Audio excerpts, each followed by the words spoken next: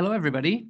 Welcome to the St. Louis Genealogical Society presentation of Foundations of Genealogy Part 2. And with that, I'm going to hand it over to Eileen Murray. Thanks, Jim.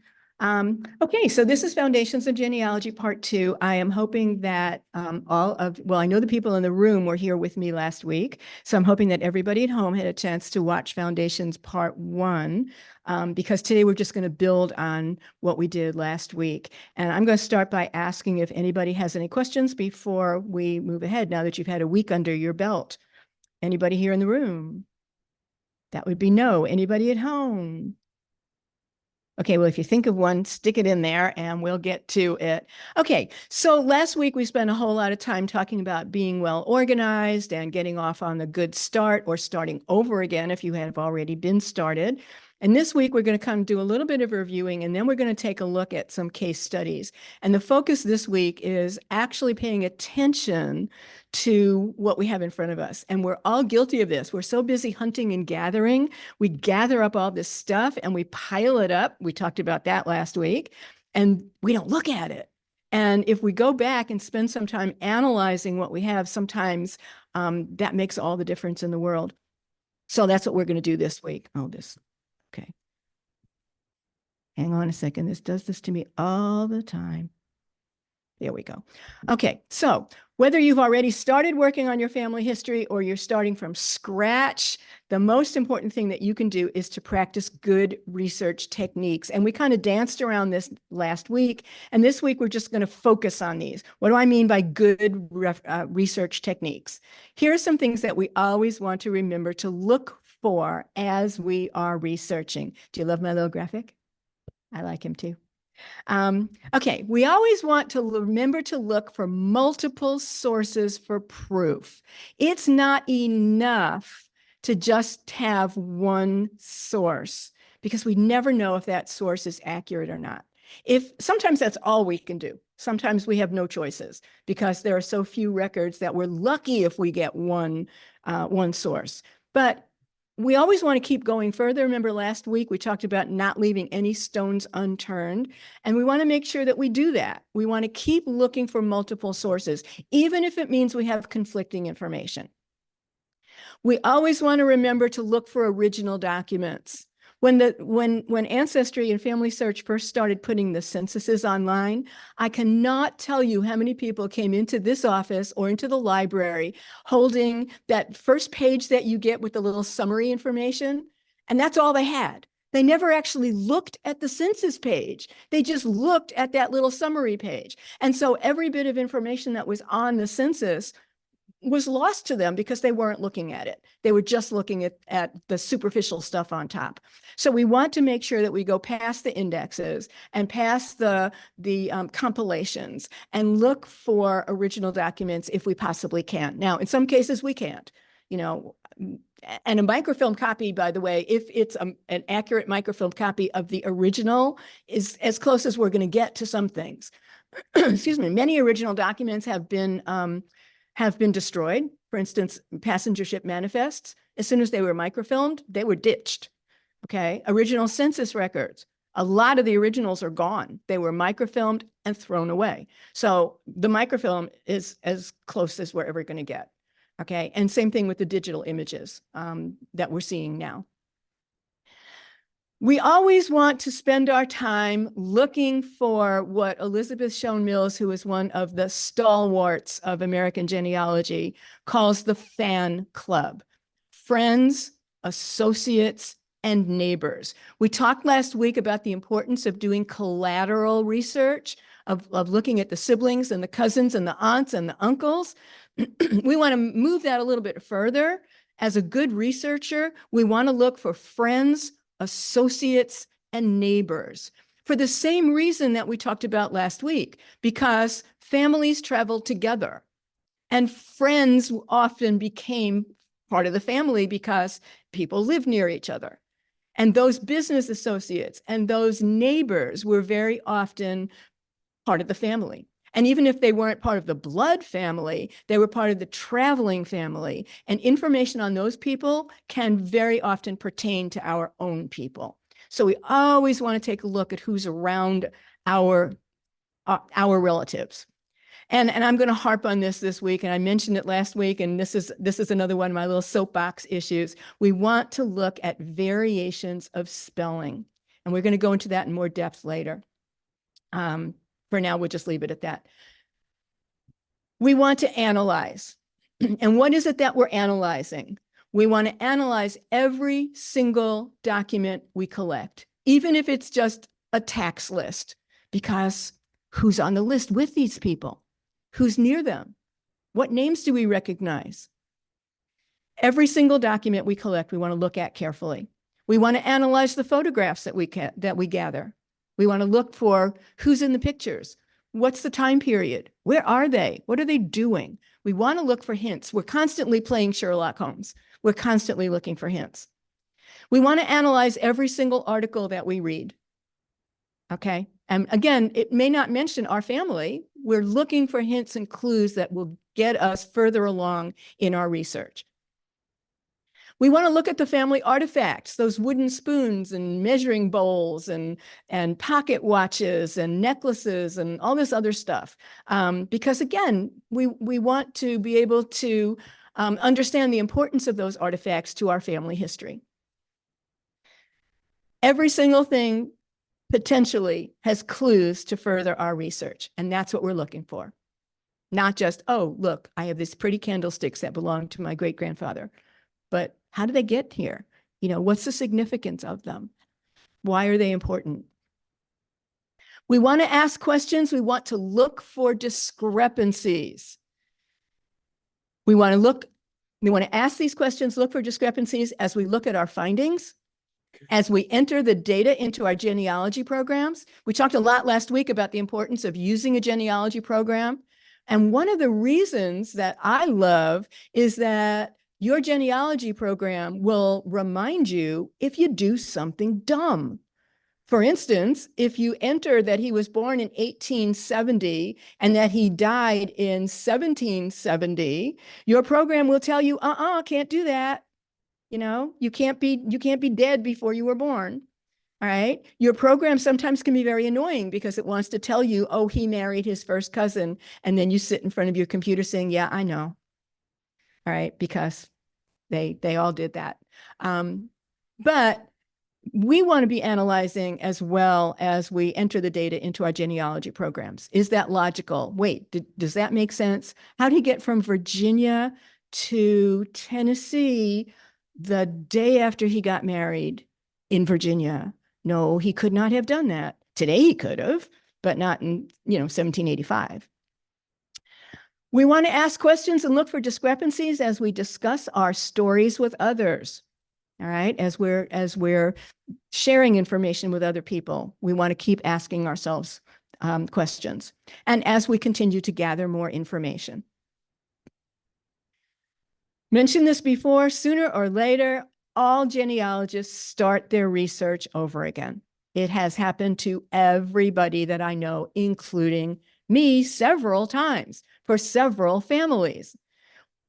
I know I've gotten better over time. I look back at stuff that I did. I started in the early 80s, and I look back at stuff that I did in the late 80s, early 90s, even the early 2000s. And I just shake my head. What was I thinking? How did I think that my mom told me this was a source citation? Or how did I think that I didn't even need one when in fact I did? We realize that what we did 20 years ago is not up to our current standards, and that certainly has come true for me. We find places where we forgot to cite our sources. We need to go back and fill in those holes. We lose our place and have to refresh our memory of what we have done, and that's especially true if you're working on genealogy, then putting it away, and maybe 6 months later you come back to it. Where was I? What was I doing? What did I mean? Might have to work backwards a little bit and start over. If you find yourself in that position, it happens to everybody. There's no reason to feel bad about it. However, use that opportunity to be more thorough, to have better quality, to make your family history research way better, to reflect your skills as a researcher. Okay, let's see what was got going on here. Oh, Jackie. Oh, yes, Jackie, that's a good point. Jackie says also, if you move, your stuff gets lost, things get misplaced, you forget where you were. It's a break in your routine. Good point. Thank you. Okay, so where do you start? All right, where's the logical place to start? We are very, very fortunate here in the United States that we have access to census images for a lot of locations going back to 1790 and now up until 1950 is available freely to us to use in whatever way we want. Other countries don't have that freedom. And that's always sort of eye-opening that privacy issues are different worldwide. So just because we have access to census images that are 72 years old or older does not mean that is true everywhere else. In some locations, it's 100 years. In some places, it's 125 years. And in some places, too bad for you, you are never going to see those census images. All right. So we have to take a look at what the laws are in the places where we're researching. For us, we want to start with census images for everybody in your family. Everybody, even though that sounds enormous, that's everybody, all those collateral folks. And we want to start with the present and we want to work backwards because that's going to allow us to build our families. If the temptation is always to sort of jump in the middle, and if you do that, you lose the continuity that the census allows you. So what you want to do is piece your families together one generation at a time, starting with the present, working back to the past, as we said last week, and to be looking for clues for further research. We're going to look at a bunch of examples in a little bit. Be careful about the census. It is not the be all and end all. It's just a wonderful resource, but you need to think about these issues. First of all, anybody could give information. Anybody. It's only the 1940 census that we find out who actually gave the information. And if you look at the 1940 census, you'll see a little star next to certain names, and those are the people who answered the enumerator. All right. Other censuses, it didn't matter. The next door neighbor could have answered. The 10-year-old kid could have answered. The mother-in-law could have answered. Anybody could have answered. So how accurate is the information? Nah, maybe, maybe not. Information was based on recollection and not necessarily facts. I'm working on a family right now, the family of my nephew-in-law. And over 3 different censuses, the year that he arrived in the United States and the year that he naturalized is completely different. It's within a year or two, so I got a ballpark, but it's not the same. So it's whoever answered the questions and what they recalled. And you know, the further away you get from immigration, the hazier it becomes. And the most important thing of all is that what was recorded was the work of a census taker. Census takers didn't make very much money. They didn't have to have an education requirement besides being able to read and write. They did not get hired based on their ability to spell. Okay, so think about this. There's grandpa or great grandpa who's maybe fresh off the boat with his thick accent giving information out to somebody who might have had 4th grade education, 5th grade education. And that might clear up in your mind why so many mistakes are on the census images and why nothing's ever spelled right, because it didn't matter. They were on a time crunch. Census takers had to get a certain amount of information in a certain location in a certain amount of time. Were they going to ask grandpa to stop and spell? No, they were not. They just wrote what they heard. For instance, there you go. See, can you read that? For those of you at home, you can read this too. And then I'll read it to you because I was a middle school teacher, so I can read pretty much anything and in any handwriting. So there we go. I am a census taker for the city of Buffalo. Our city has grown very fast in recent years. And now in 1865, it has become a hard and time-consuming job to count all the people. There are not many that can do this work, as it is necessary to have an education, which a lot of persons still do not have. Another attribute needed for this job is God's spelling. For many of the people, notice it's the same but spelled differently, to be counted can hardly speak English, let alone spell their names. You get the point. Okay, make sure you have census data either on paper or in digital format for everyone in every generation. That's so important. And as you gather census information, remember to always take a look at the entire page and then the one before and the one after to see not only who's in the neighborhood, but that you have all of the information. And examine everything critically to see what it really says. So here's why you always want to look at the whole page. And you can see the big green arrows. The first green arrow is Isaac Chenoweth and his family. And if we slide on down the page, we can find his widowed daughter, Ruth Kennedy, and the grandchildren with assorted surnames are living with him.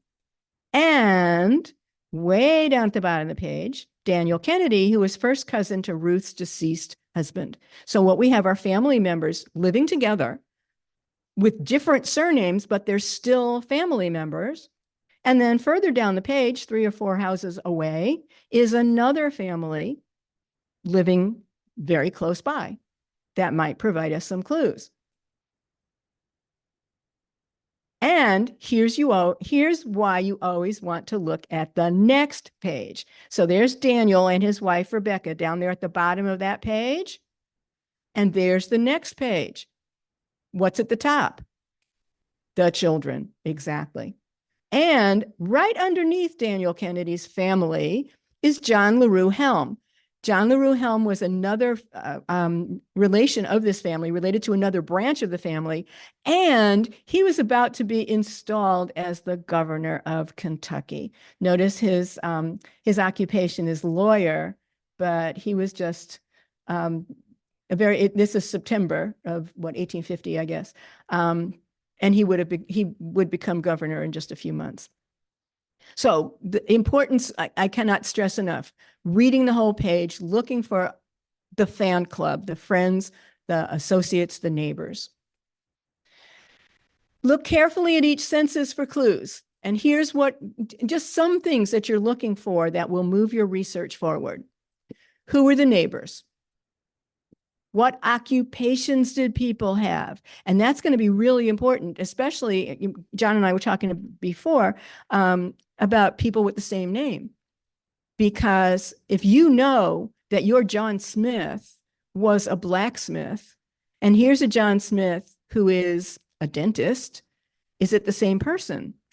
Maybe, maybe not, but probably not. You know, if you follow him from census to census and document to document, and he's blacksmith, blacksmith, blacksmith, dentist, blacksmith, probably you got the wrong John Smith there. And that's another clue that you can follow is occupations. What military service did they engage in? Because if you can determine somebody was in the military, you have whole other sets of records you can be looking at.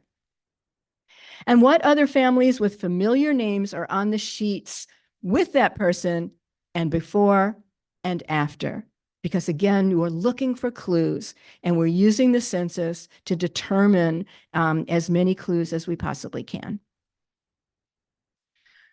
We want to take a look at what migration path did they follow, and we can use the census to help us to determine that. Because if we find them in one location and then 10 years later in another location and 10 years later in another location, we can start pinpointing migration.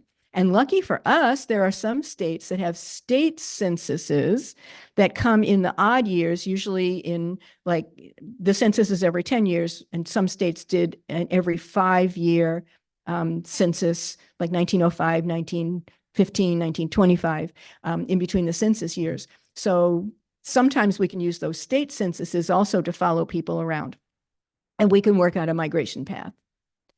We want to take a look at married children. Are they showing up back home? Why? Why would married children come back home?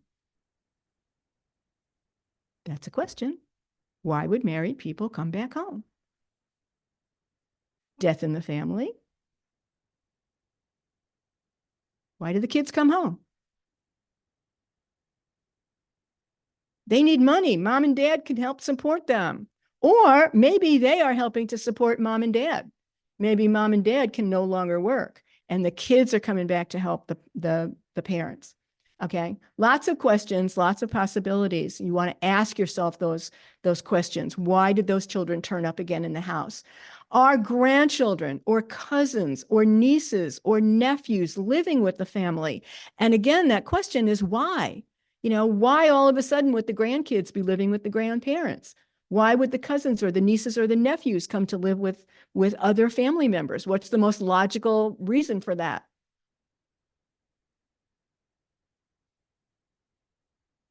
Why do these little kids come to live with somebody else? Okay, maybe because somebody can take care of them while family members are working. Why else? They become orphaned. They've lost a parent or two. Remember that the definition of orphan has changed over the years. A long time ago, back in the day, you were considered an orphan if you lost one parent and the other parent had to work. So it's not necessarily that both parents are gone, but perhaps, and in most cases, dad is gone and mom can't take care of these children by herself, or mom has died, typically in childbirth, and dad can't take care of the children himself. So he's gone off to work and left the kids with his parents or his sister or his cousin or whoever will take care of the children. Okay. Okay, let's take a look at a sample case study. And we're going to look at a young woman whose name is Jane Eleanor Thompson. And here's what, remember last week we talked about starting with the known and going to the unknown. So here's what I knew about Jane when I started working on her.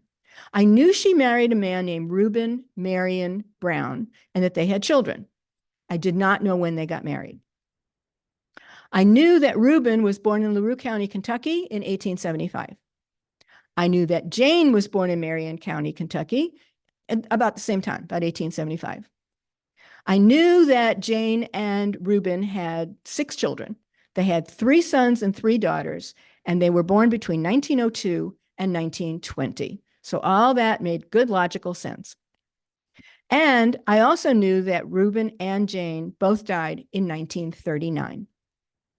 So what's my process? I started in 1930 because that's the newest census in which both of them were still alive. Remember, they died in 1939, so 1940 wasn't going to help me. And there they are in Kenton County, Kentucky. They had a daughter named Mary Ruth, and she's 10 years old, and she's living with them. So you can see, there they are. There's Reuben, there's Janie E., Jane Eleanor, and their daughter Mary R., Mary Ruth. Okay, and you can see Reuben's 53, Jane's 54. You know, that's makes sense. And Mary is 10. Okay. So then I work back to the next census, which is 1920. And I'm going to show you this, but it doesn't all fit on one slide. So Jane and Reuben were together as a family. They had 3 boys, ages 17, 16, and 12, and 3 girls. Dorothy, who was 8, Lula, who was a little over 4, and Ruth, the child we just saw, less than a month old. Now, we want to start asking questions, and we want to look at the information we have. There are similar age gaps between the other children, but is there a reason for a 4-year gap between the 2 little girls? What would be a logical reason for a 4-year gap? A miscarriage or a dead baby. Sadly, lots and lots and lots of dead babies. Okay. Lula would be 15 years old in the 1930 census. Why isn't she there?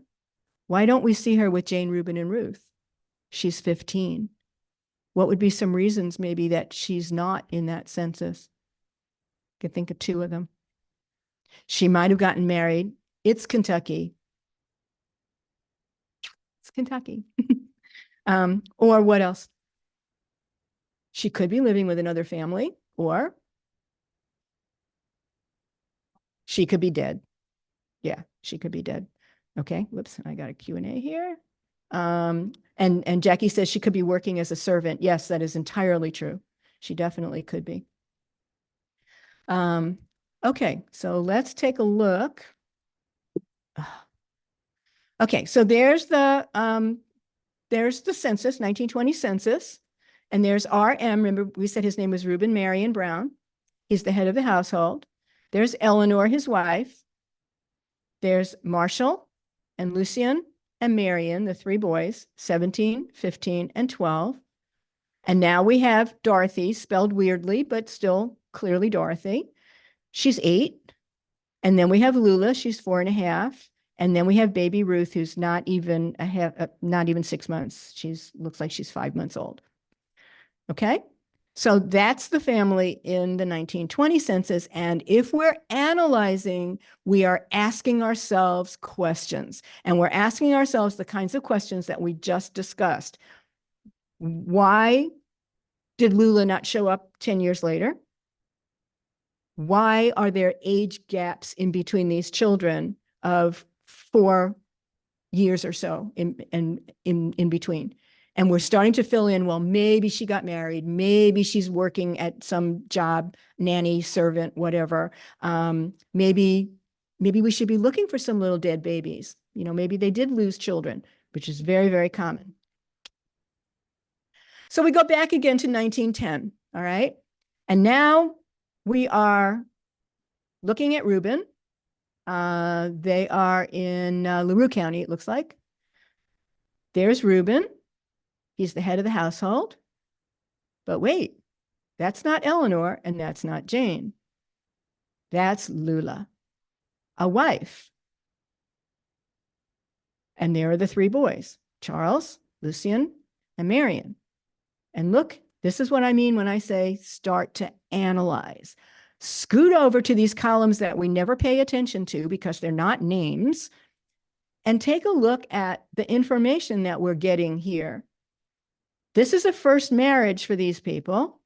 They've been married 8 years, and they've had 3 children, all 3 of whom are alive.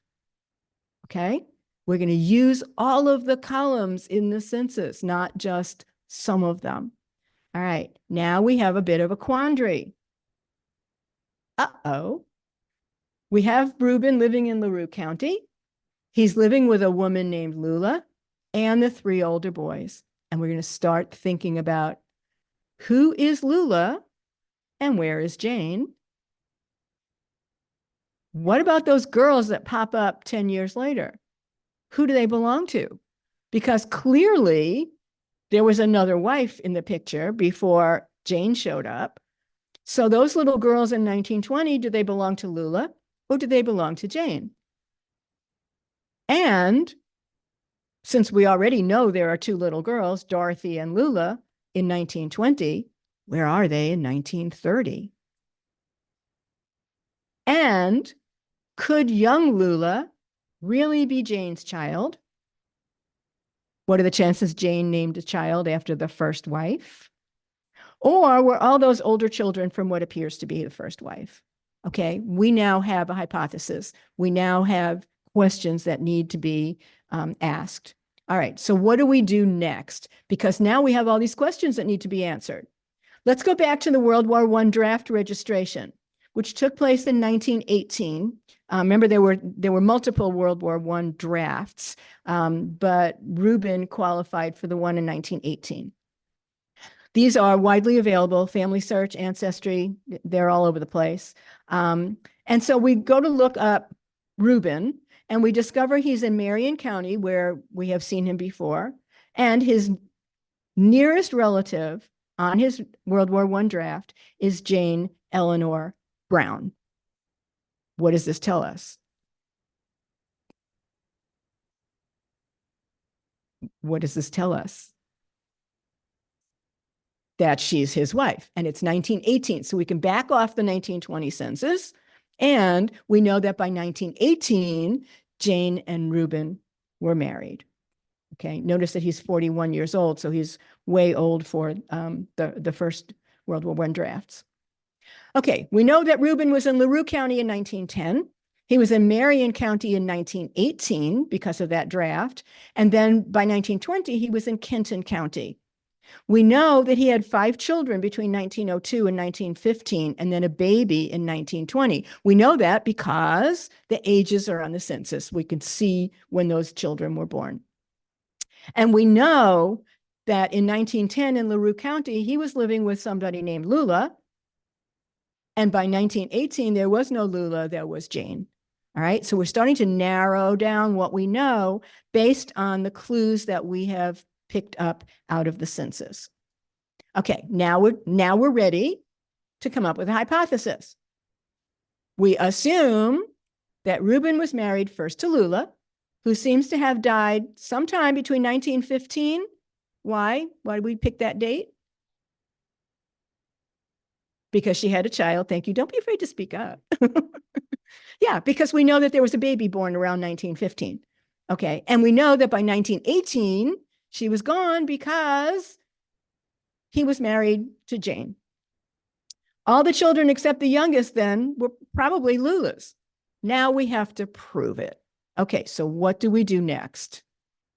We go back online and we go to Find a Grave.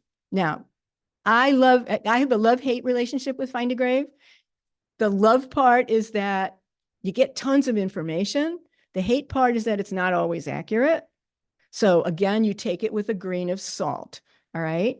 If we can find pictures of tombstones, if we can find copies of death certificates, if we can find information that we can build on, we take it. If it's supposition, we watch out, all right? So I went to Find a Grave. I did a search for Lula, and it confirmed what I thought was that, in fact, she did die and that she was Reuben's wife. How do I know that? Because her page not only gives her birth and death dates, but there's a photo of her tombstone that says that she was the wife of R.M., which I'll show you in a minute. Okay, we now have enough information to check the Kentucky death records on Ancestry.com. Kentucky, for all its weirdness, is fabulous at digitizing its records and putting its records online.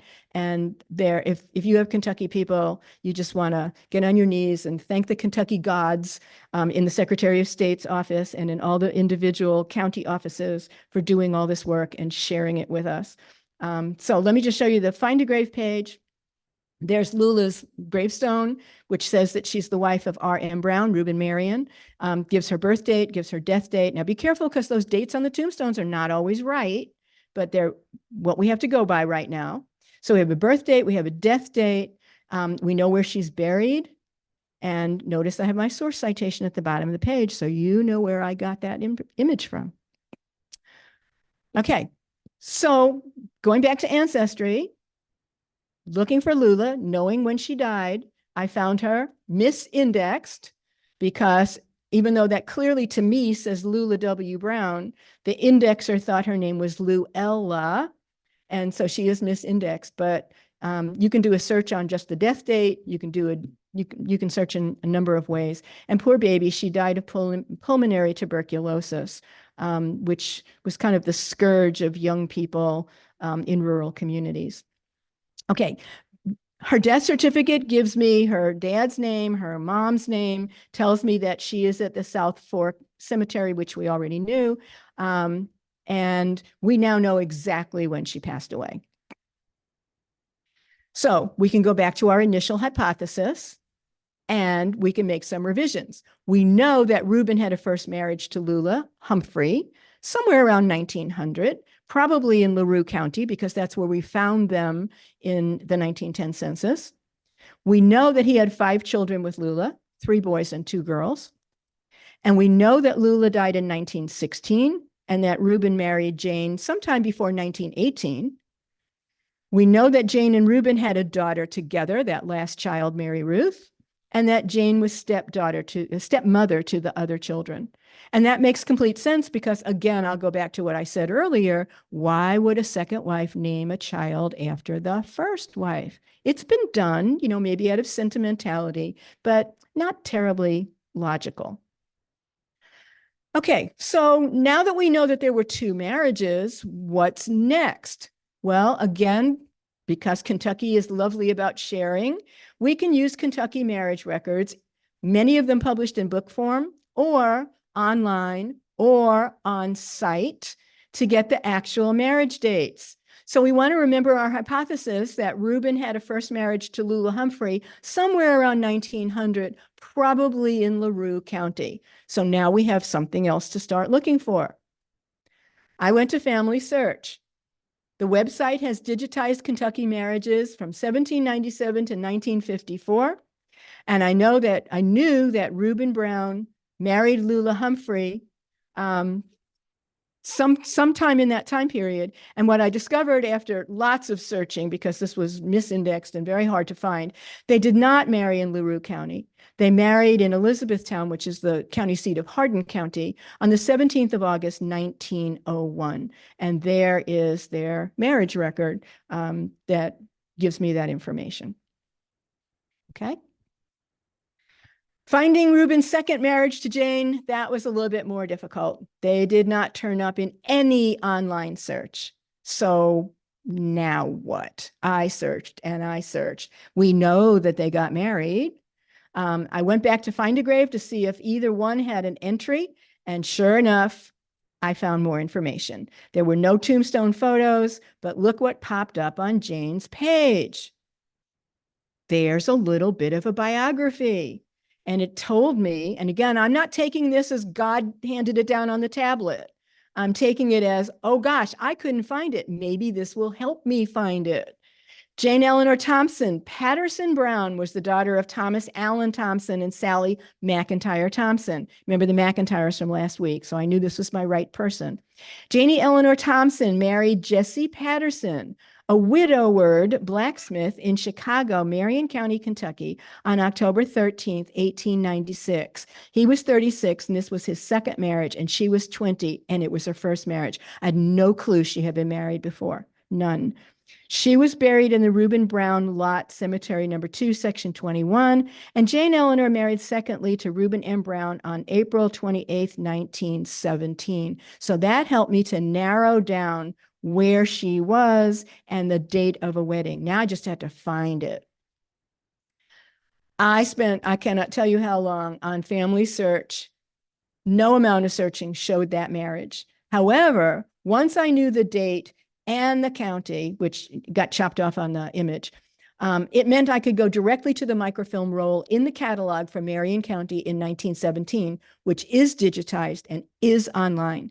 And bypassing the index, going straight into the microfilm, sure enough, there were R.M. Brown and Janie Patterson, which I never would have found if it wasn't for that information on Find a Grave. And they were indexed in the front of the register for that year. And so once I had that information, I was able to go to the page, and there's the marriage record. So there's the whole thing, the marriage bond, Janie Eleanor Patterson, R.M. Reuben Marion Brown, all the information that tells me that these are the correct people. And now I have a date, I have the county, and I have the beautiful image as well. Okay, still to do, because we're not done. And notice we just started with a couple census images, and all of those clues that were in the census has led us to one thing after another thing after another thing. So still to do. We have 2 little girls that we don't know anything about. Dorothy would have been 18 in 1930. That means that she would have been old enough to have been married. Or she might have moved out, or she might have died. Little Lula would have been 14. And again, as we said before, she could have been living with another relative. She might possibly be married, or she could be dead as well. We don't really know. Okay. This is where I stopped. Clearly, I can do more. It's not my family, so I'm not going to do more. But if it was your family, here's where your next steps would be. What happened to these little girls? Where are they? Did they marry? Did they die? Did they leave the county? Where are they? Okay. And you'd want to find that out. Okay. Any questions before we move ahead? Okay. Dead silence. All right. Every now and then you want to stop. You want to take a close look at records that you may have rejected because of spelling. And we said this before, and I will continue to say it, no matter how deeply your teachers pounded into your head those pesky rules of spelling, in genealogy, all those rules go right out the window. Think about this. Many of our ancestors were illiterate. And even if they weren't, then some of the clerks in the courts with whom they were dealing may have been barely literate. And you can see that when you read some of those old documents. You can see names misspelled all over the place in the same document. Nobody was concerned about getting the spelling right. There was no right. Okay? It was whatever phonetically made sense. Names were spelled inconsistently everywhere. As I said, even in the same document. Handwriting in those documents adds to the problem. And it's so easy to misindex names. You know what your names are because you deal with them all the time. But other people looking at those names don't know what those names are. And letters can easily be misconstrued. And making things a whole lot more difficult are the fact that our ancestors didn't come here with lovely English names unless they started as John Smith or Mary Williams. If you're lucky, they did. But for the most part, they came with names that ultimately became anglicized. And they didn't get anglicized in one shot. Generally, it was a matter of time. And sometimes in the same family, one relative would spell a name with an S on the end and one would not. One would spell it with an E and one would not. So here's a French name that began with Chalfant. And in French, you don't say that final T, you say Chalfant. And so what happens immediately? The T gets dropped off. It becomes Chalfant. Or in French, F-I-N is pronounced an. So Chalfin, but Chalfant, or Chaffin, because who hears the L? All right. It's the same name. It's just morphed over time out of the fact that people are just pronouncing it differently. All right. The original family name Cheney came out of England as C-H-E-Y-N-E, but that was too hard to spell. So it became either of these spellings, Cheney or Cheney. E's, A's, whatever. You say it the same way. All right. I get such a kick out of this one. The original French name was Brassieur. Way too hard for most people to say in the United States. So it became Brashear, which eventually became Brashears. I don't know where the S came from, and turned into Brasher in some branches of the family. All right. This is a Dutch name, Enloes. S got pesky after a while. And N, in, look at how closely they are. So you find that name, Enloes, Enlo, Inlo, Inlos, Inlo. And other variations as well, but mostly those. Another Dutch name, it's pronounced Iam, as in the dog food. Okay. Iams, Iam, I, J-I. It's not Jiams, it's Iams, because J's and Y's very often have that kind of a silent pronunciation. And my absolute favorite in this, because of what happened in this family, okay, the original French name, Jacquelot, became Chaclet or Chaclet. And the two brothers, one that took the E, one that dropped the E, the whole family sort of split down the middle with the no E and the E moving in different directions. So that's why I'm saying over and over and over and over again ad infinitum that you just have to drop the whole spelling thing. If it makes sense, if it's logical, pursue it. Okay. How many ways do you think you can spell Smith? Here's a couple.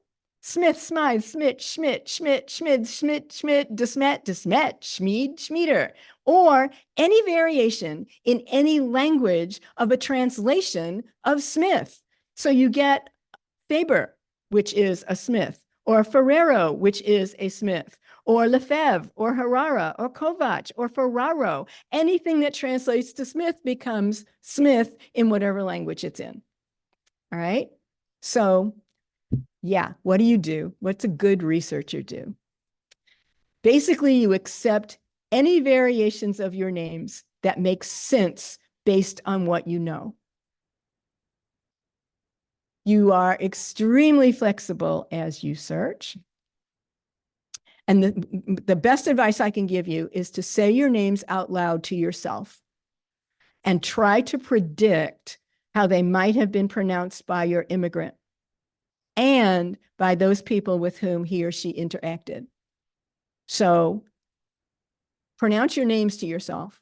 Say it with that accent that your person came with, the German accent, the Polish accent, the Eastern European accent, the French, the Dutch, the Italian.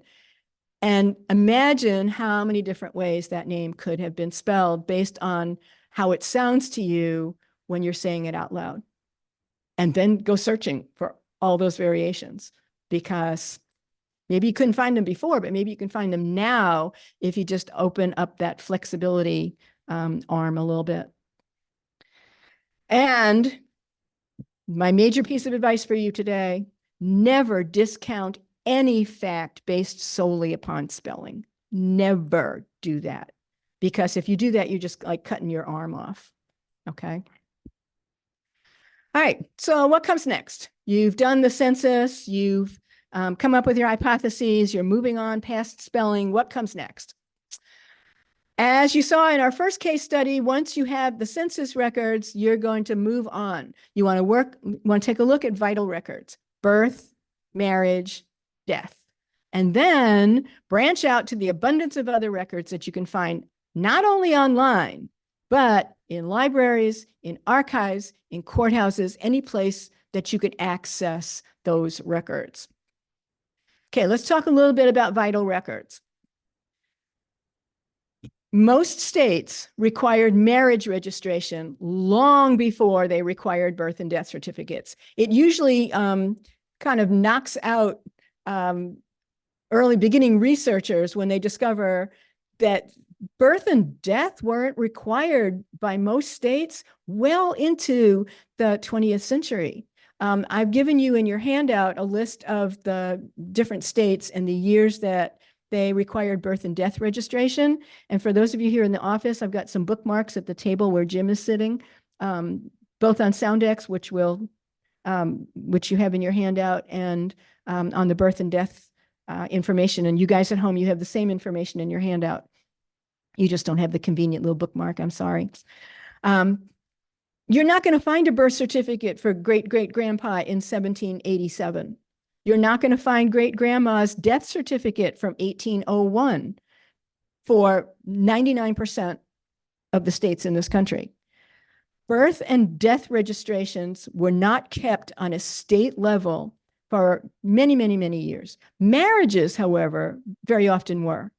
And that's why when people start saying, well, I need a death certificate for grandma, she died in 1856. And we all look at her, we all look at that person and go, never going to get that. Now, there were registers in some areas, and we'll talk about those in a second. Information contained in vital records varies by location. However, large cities often began requiring birth and death information before states did. Doesn't mean they gave out certificates, because most of them did not. What it means, however, is they did keep that information, and some of it can still be accessed. Birth and death information and marriage information can be found everywhere. They are not necessarily at the state level, although they may be. They may be at the township or the county level, and that's particularly true for marriage records. Marriage records have never been required by the state, any state. Birth and death have. The earliest records that you're going to get for vital records was often a church function and not a civil one. So if you're searching for birth and death at time periods where the states or the cities did not require that information, the best you're going to do is to start searching for religious records. Baptisms, confirmations, births, deaths, very often kept by priests and ministers. Okay, let's see what this deal with question. Okay, Mary online says her great aunt died in Minnesota in 1908. She is buried in Wisconsin. There's no death certificate in either state. That is probably true, Mary, because I don't know off the top of my head when either of those states started keeping death records, but if you check your handout, which I don't have next to me, you might check and see. And actually, you're bringing up a good point too, because even though Missouri started asking for death records in 1910, the people who actually complied with that, it happened very slowly.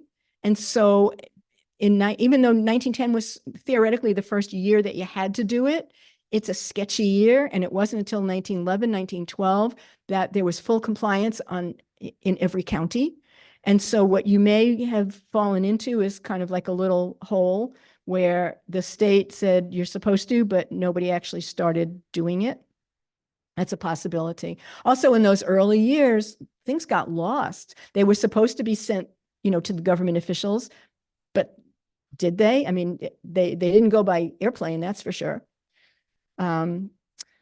So earliest records you want to, once you know what record keeping laws existed in the states that you're working on, you want to go back into the religious records to see if you can find the earliest ones. The further back you go, the less information you're likely to find. Early records very often just had names and dates. Is it going to tell you the village they came from? Nah, probably not. Is it going to tell you the names of their parents? Maybe, maybe not. It really depended on the stationery they were using and the register forms that they were using, and the ability of the clerk to fill in all the blanks. Was somebody standing with a gun at their head saying you left one blank? No. There are no uniform laws for vital records. What is available, where it is, and who can see it varies from state to state.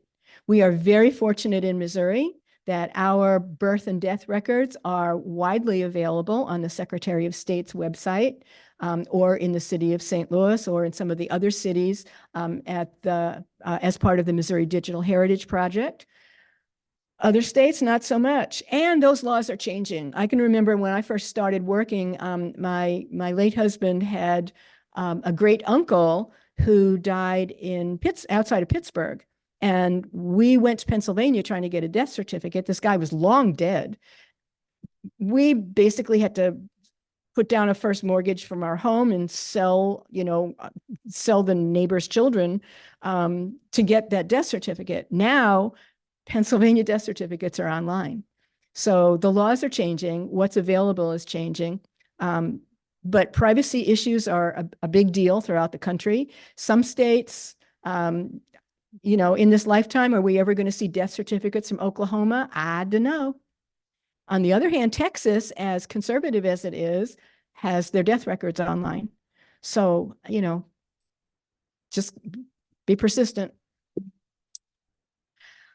Keeping track of births is a fairly modern concept. Most states had no registration requirements until the first part of the 20th century. Sometimes births were not registered until well after the event. Again, because it wasn't required. So were you going to go to the courthouse if it was snowing outside and say that your wife just gave birth to a baby? Probably not. Were you going to go to the courthouse if it was 20 miles away and you had to get out there and work the farm? Nah, probably not. What if somebody was sick?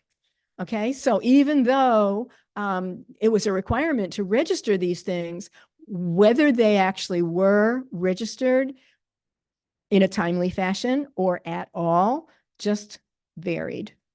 There were cities like St. Louis, which did keep a birth register. You need to understand, again, there were no certificates. What you see in the register is all that there is.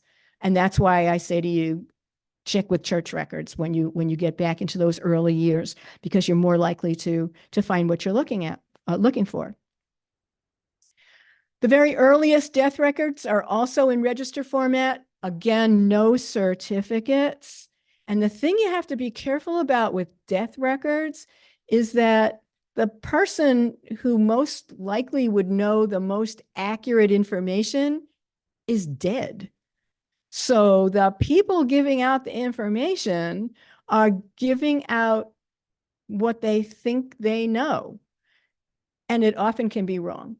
My father's father, my paternal grandfather, died in Hartford, Connecticut, where he was living with a cousin. And my dad's older brother went to claim the body and bring it back to New York City, where it was going to be buried. My uncle was the one who gave me all the information about his family. He knew his parents, he knew his grandparents, he knew all kinds of stuff. On my grandfather's death certificate, maiden name of his mother, unknown. Of course, my uncle knew the name. He gave me the name. I would not have known the name without him giving me the name. On the death certificate, it says unknown. All right. People are grieving when they're giving out death information, or they're confused, or they're hassled, or they're nervous about talking to an official. So death certificates, again, that grain of salt.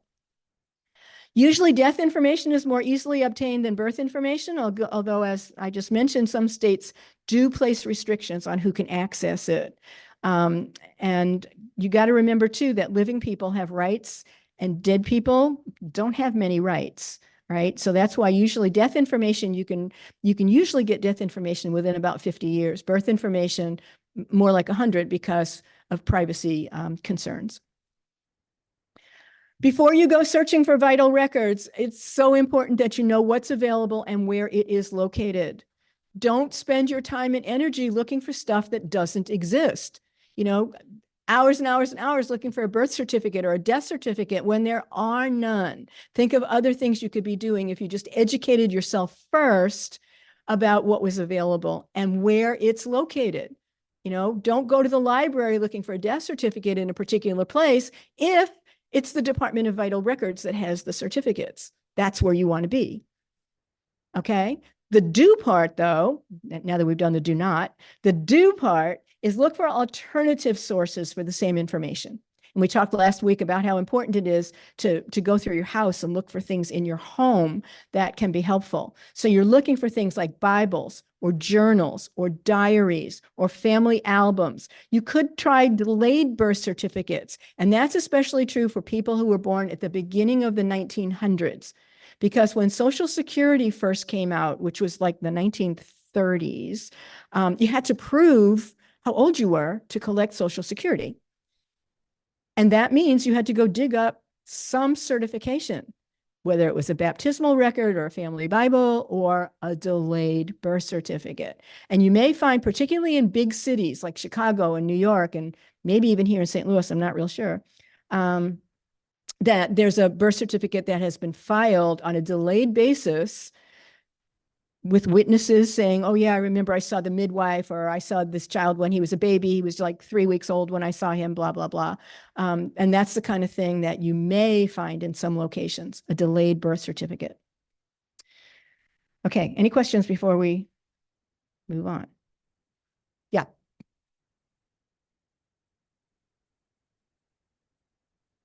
Okay, the question is, what information is on the original application for Social Security?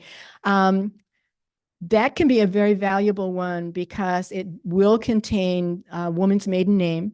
It will contain a birth date. It will contain usually where she was working or he was working. It will contain a full name, an address, a phone number. If they were a naturalized, I can't remember because it's been a long time since I've looked. I'm not sure whether it says whether they were naturalized or not. There are images online that you can look at that show you. It's just a little square thing. It's not very big, but it's really valuable if you're searching for maiden names or ages, because it was filled out by the person. Yeah, she said she's looking for her grandfather's actual birth date. That might be a way to do it. Although a lot of times, particularly with immigrants, they wrote down dates. Like I was following an immigrant the other day, again in my nephew-in-law's family, who on every single document gave a different date. On his declaration of intention, it was a different birth date than the petition for naturalization. On the World War I draft record, it was a completely different birth date. The day was always the same, but the month and the year varied. So he knew that he was born on the 15th of something. He just wasn't sure whether it was February, March, 89, 90. He didn't know. Yeah. And that's again a problem with babies that were born at home with midwives. They very often just didn't know. Yeah. Okay. All right. Moving on. Let's talk a little bit about the internet. As I said last week, it's really important that you use the internet, but to be really, really careful because, again, if you go down the wrong road, you are researching someone else's family. So what internet sites are going to be most helpful for your research? If you are researching in the state of Missouri, you absolutely want to use the Missouri Digital Heritage website, and these should all be in your handout so you don't have to write. And that is sos.mo.gov and then /MDH for Missouri Digital Heritage. It's a fabulous site. If you are working in Illinois, the Illinois Secretary of State has completely redone its website. It's way nicer to use now than it used to be, and it has a more intelligent address. It used to have this weird cyber drive address. So it's ILSOS, Illinois Secretary of State, .gov/departments-archives/databases/home.html. Again, this is in your handout. They've got some wonderful Illinois databases online. When you bring it up on your screen, it won't have that little question mark. I don't know why I got that, but there it is. St. Louis County Library, slcl.org/genealogy. And watch out because they're constantly playing with that site and it's kind of a mess right now, but it still can be helpful. St. Louis Public Library, you want slpl.org/special-collections, and they've got wonderful stuff on their website, quite a bit of unique information that you won't find in other locations. Missouri History Museum Library and Research Center, that's mohistory.org/library, and they've got an index, a digital index of many of their holdings, which is wonderful. Their collection is very heavy on business records. So if you're looking for information on businesses in the state of Missouri or St. Louis, that's definitely where you want to go. The Mercantile Library, very underutilized resource here in St. Louis, umsl.edu/mercantile. City directories online, art collection, one of the largest railroad libraries in the country, probably the largest steamboat library in the country, and all of those, and the Globe Democrat clippings collection, all up at Mercantile. And their website's very, very nice. And of course, our website, stlgs.org. Be sure to log in as a member first so that you can get to all the databases. Because if you don't log in first, you're going to get closed out of those things. And we are constantly adding to that website. So if you have St. Louis people, you want to just jump in because that's definitely down the rabbit hole. Okay, what if you don't have St. Louis connections? You can still use the internet and you can still get so much out of it. And I mentioned some of this last week, and it's worth mentioning again. Read newspapers. So many now have been digitized. Connect with cousins and others researching the same families, the same locations. We talked last week about how important it is to take classes or attend workshops, particularly if you are interested in a specific subject. I talked a little bit last week about the family trees online. I can't go without saying some more. As I mentioned before, they can be absolutely wonderful, but you want to be super, super, super careful in using them. Concentrate on actual records that might be on all of those websites with family trees. Make sure you cite your sources. And remember from last time, somebody else's unsourced tree is not a source.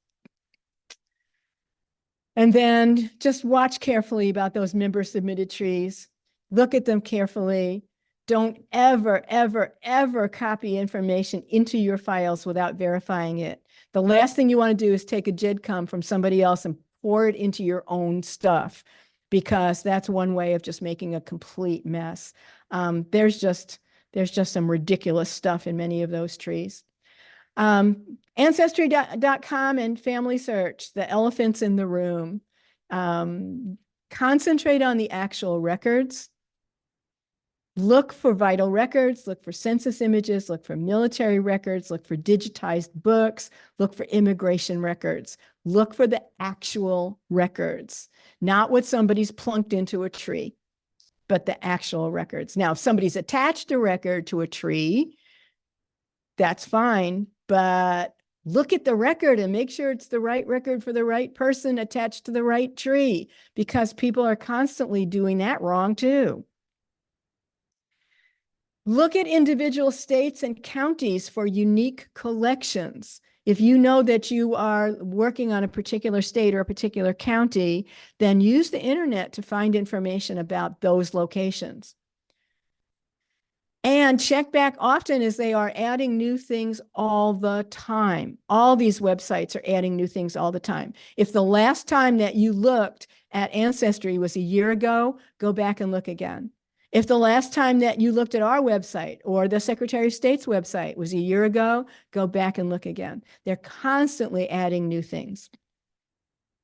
Okay, we talked last week about citing sources. I can't talk enough about this. Every genealogist should own a copy of Elizabeth Shown Mill's citation guides in one form or another. She is best known for some of the heavyweight books that she's written, but she's also written some like quick sheets, some little 4-page laminated booklets that have the basics on them. We talked about this last time. Source citations are the difference between verified, accurate research and just hearsay, just anecdotes. Your source citation should be complete enough so that both you and others can find the same information. Okay, I showed you some last week. Here's another one that's pretty complete. A source citation should include all of the details necessary for someone else to find the exact same information you did. So here's a sample census, and notice that it's just overflowing with stuff. It's not just, I found him in the census in 1910, but I found him in the federal census, because there are multiple kinds of censuses. In Jefferson County, Missouri, it was the population schedule for Merrimack Township, ED, Enumeration District 34, page 5A, dwelling 69, family 70, under his name, Charles W. Murray. It was a digital image. I got it from Ancestry. Here's the website. Here's when I got it. And the image was citing the National Archives microfilm, blah, blah, roll, blah, blah. All right.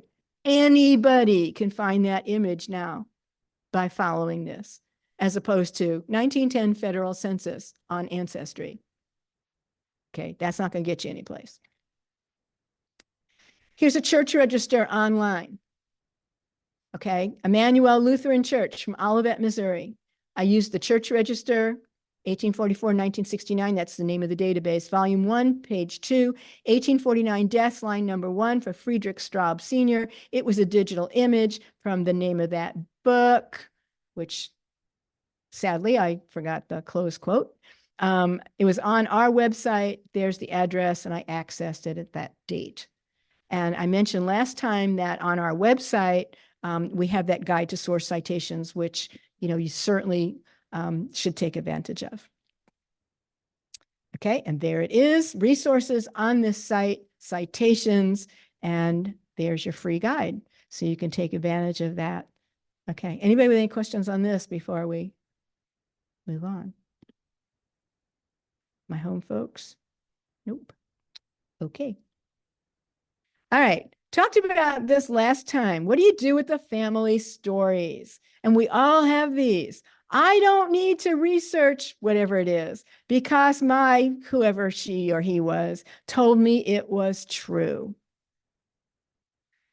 All families have stories that have been handed down from one generation to the next. taking those stories at face value is often the surest way to go down the wrong path. We all have the stories and we think, okay, you know, my mom told me this, it must be the truth.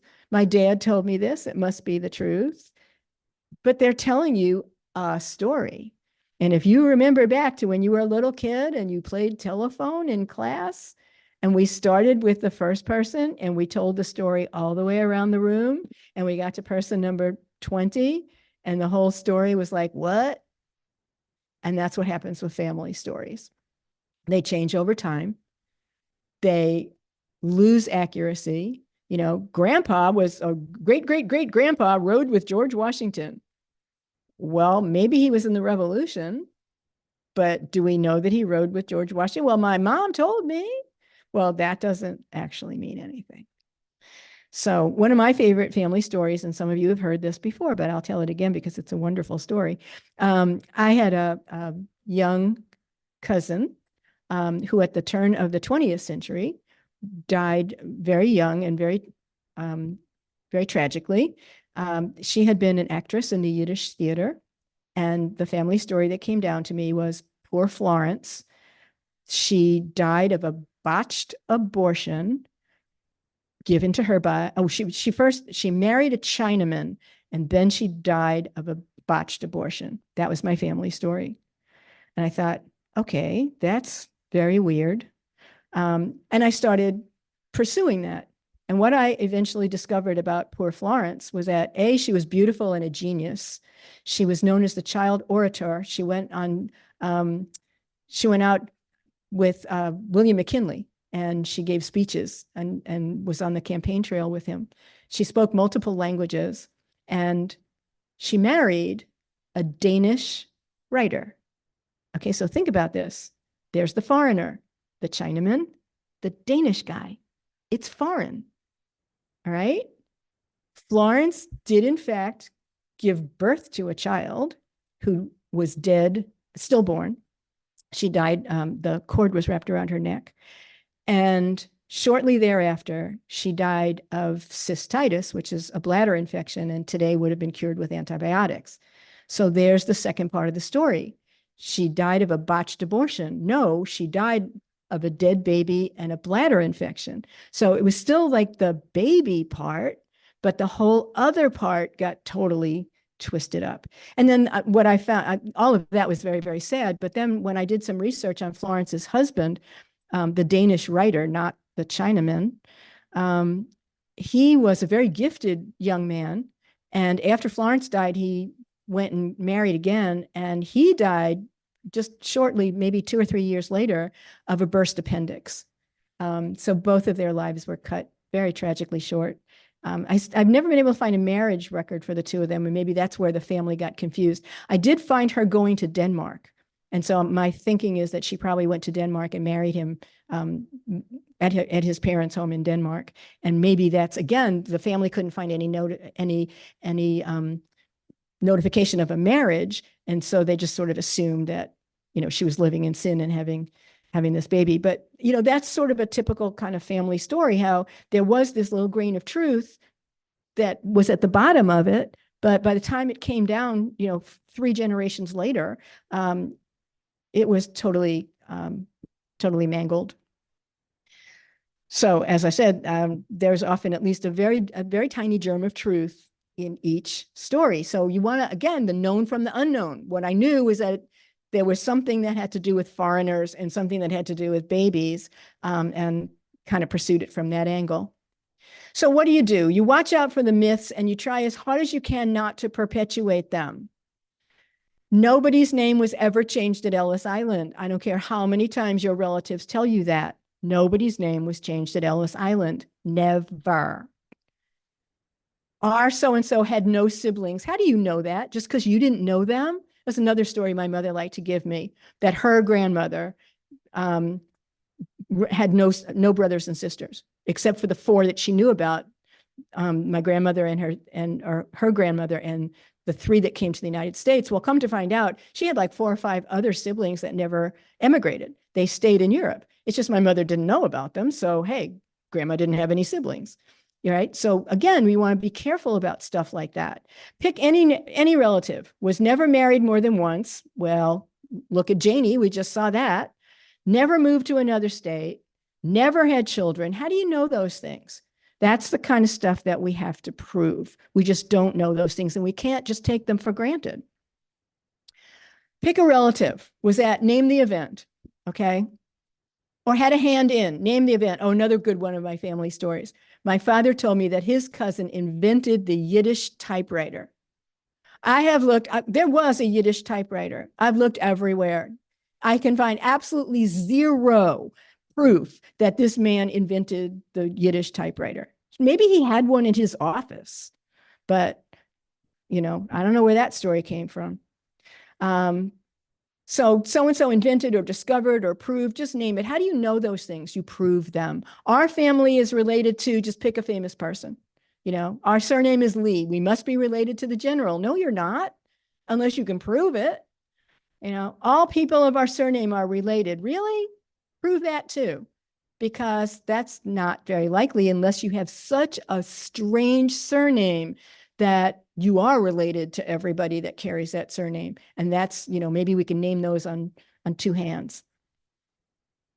All right, so we're going to end up today with my grandmother. I promised you that you were going to know more about her before we were finished. My grandmother was Malka Fega Zeitlin. During her lifetime, she was known by either Fanny when she was young or Fay when she got older, because those were fashionable, and Malka Fega was certainly not.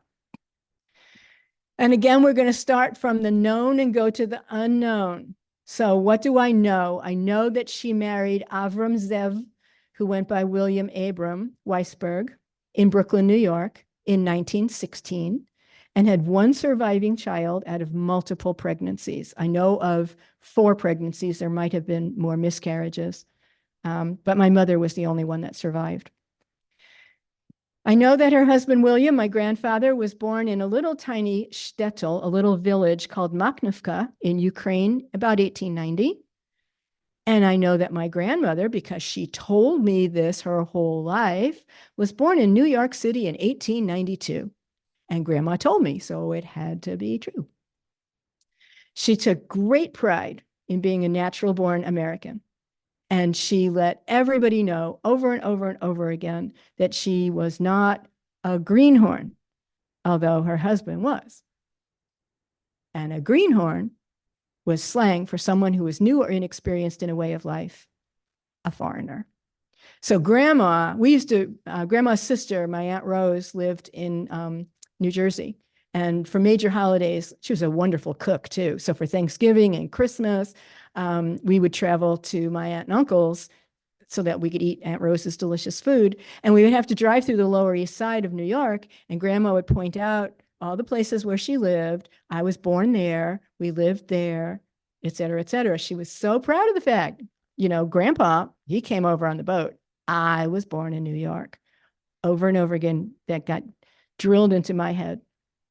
So like the good researcher that I am, when I was beginning to do genealogy, and Grandma died in the late 70s, in 78, and I didn't start doing genealogy until the early 80s. So at the time, the latest census that I could get was 1930. And so I started with the 1930 census. And there's my grandmother, Fanny, with her husband, William Abram, living in Kings County with my mom, their daughter, Jean, and living with them, Ida Zeitland. The name was Zeitlin. The ma-in-law, love that. She was living in their home. And where's everybody born? So there's my grandpa, born in Russia. There's Grandma, born in New York. There's my mom, born in New York. And there's Ida, my great-grandmother, born in Russia. That works. That's just what I know. Must be right. So now I go backwards into the 1920 census. And there's my grandpa, William. There's his wife, Fanny. There's my mom. There's Ida with her name spelled right. There's my Aunt Rose. Okay, where's my grandfather born? Odessa. This was a nice census taker. Gives me a location. Occasionally you can find that. Wasn't terribly accurate. It was close though. Okay, New York, New York. That's Białystok, Poland. Now, I knew that already, but if I hadn't, I would have had to figure out that Belostok was actually Białystok, and how nice of the census taker to give me a location. And of course, my Aunt Rose was born in New York. So everything jives. Now I got 2 censuses and everything is exactly how Grandma told me. And now New York State required a state census in the odd years. So I can go to 1915 and Grandma wasn't married yet. So there's her father, Barnett, the head of household. There's Ida, his wife. There's their son, Louis, my grandma's older brother. This just tickles me. My grandmother's other brother started with the name Isaac and then called himself Irving because it was more American. And I don't understand how the census taker turned him into 2 people with 2 different ages, but they did. There were never 2 people. There was just one. And then there's Fanny, their daughter. And look at what it shows. Look at that. Every single person in this household was born in Russia. Oh, that must be a mistake because Grandma was born in New York. That can't be right. So I went back to 1910 and there's Barnett and there's Ida and there's Louis and there's Fanny and there's Isaac, who by the way was younger, not older. And once again, everybody born in Russia. And this census tells me that, look, he came in 1890, was naturalized, and the rest of them all came in 1892. Well, how is that possible if she was born on the Lower East Side? And not born until 1892. That's interesting. So what's wrong with this picture? In the 1930 and 1920 census, there's Fanny born in New York. And so we want to start analyzing. Who gave that information? She did. Uh-huh. And now in the 1915 New York census and in the 1910 census, Fanny is born in Russia. Now who's given the information? One of her parents, we don't know which, mom or dad. Okay, now what do you think? What's the truth? Who's more likely to be making up her childhood? So let's think about what else that we know, or I knew. I knew that Fanny's parents were the immigrants. We have a clue to the date of immigration on the 1910 census when Barnett said he came in 1890. And then the rest of the family in 1892. My mom, who had this information, I knew my grandmother. I was in my 20s, early 30s when she died, but I never knew my great grandmother. So my mother knew that Ida, Fanny's mother, had arrived in Philadelphia and took the train to New York, where Barnett, you saw his name, her husband, met her. So that's, again, from the known to the unknown. I know that. So I know I'm looking for my family coming around 1892 and arriving in Philadelphia as opposed to arriving through Ellis Island. And what I need to make sure that I remember as I'm working on these, and all of you will need to do the same thing when you're looking for your immigrants. They came with other names, unless they came from England or Ireland, in which case they might have been John Smith or Mary Williams. These were Russian Jews. Their names were not in English. They didn't come with names like Fanny or Ida or Louis. So if I'm going to find them in immigration records, I'm looking for their original names. Well, I happen to know, of course, that Fanny was Malka Fega. I knew that Ida was Chaya, and I knew that Louis was Leib. And I had all this information already. So after much time online, and in microfilm libraries, because when I was doing this, this was not online. This was all hand cranking the microphone. There's the steamship Indiana coming from Liverpool on August the 18th, 1892. And there's Chaya Zeitlin with her son Leib, her daughter Malka, and her son Isaac. Leib is 7, Malka is 2, Isaac is 1. Who was telling the truth? And now we know. Whoa. Oh, sorry about that. Oh, stop it.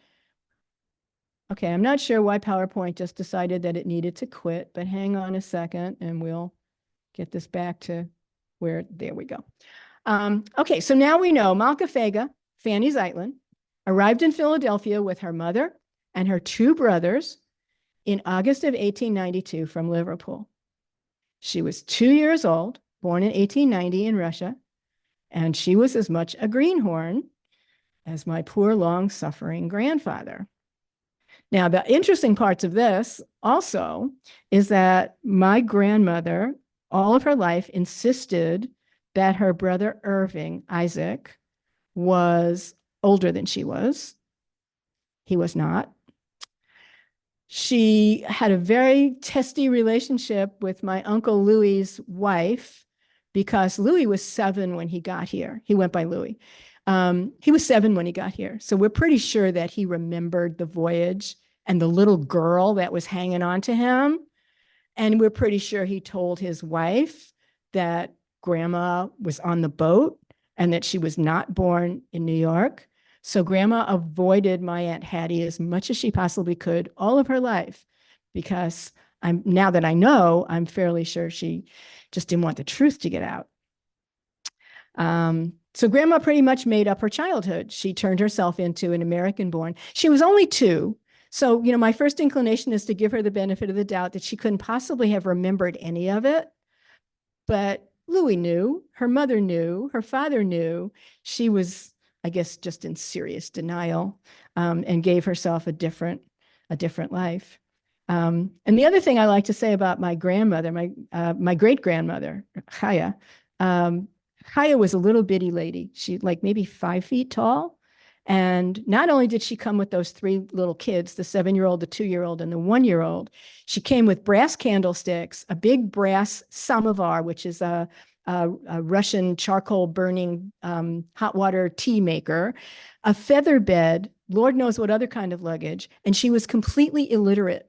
She couldn't read or write in Polish, in Yiddish, in Hebrew, in English, in nothing. She was completely illiterate and made her way from Białystok, Poland to Hamburg, Germany, from Hamburg, Germany to the east coast of England, from the east coast of England by train to Liverpool, by boat from Liverpool to Philadelphia, and then by train from Philadelphia to New York, where her husband was waiting for her. And it's just, when we think about the immigrants in our family and the kind of stuff that they went through to get us here, it's quite remarkable. So think about that as you're doing your research too. And then because none of us knew the truth until after grandma died, there's her tombstone, and it's wrong. So just because it's etched in stone, people, does not make it the truth. All right. So think about that. So because we didn't have a break, we're going to end a little bit early. Enjoy the journey, even if the path isn't straight and narrow. And hopefully your own research will be better now that you have some more techniques and can start looking at things, in a slightly perhaps different way.